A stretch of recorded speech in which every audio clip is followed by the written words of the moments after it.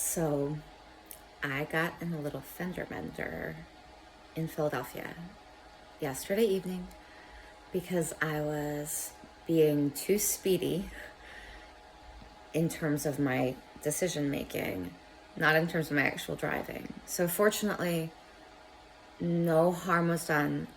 The other person driving, a lovely young man named Nick, was very, very gracious about it. And I shared, I'm in the midst of major life transition. Like, I'm so sorry. This was my fault. And both of the damage to our cars were cosmetic, but it was such a good opportunity for a few things. First of all, to be reminded, slow down.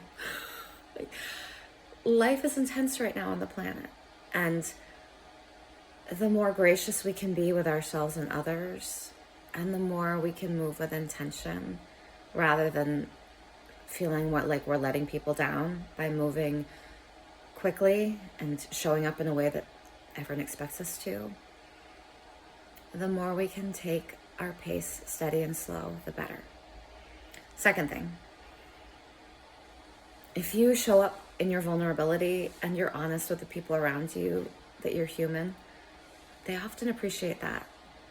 That whole scene could have been not a good one if I had been really defensive and tried to make it the other guy's fault. And it definitely wasn't. It was mine. The other big revelation for me this morning is just this sense of awe at myself. Because 10 years ago, 5 years ago, maybe even 6 months ago, I would have felt really anxious and my perfectionism would have been stirred up in this situation. But I'm just so grateful to be alive and okay, and that the other person is alive and okay, and that we just have to deal with some insurance and my rates go up. All of that is okay. What matters is being safe. What matters is showing love and appreciation. And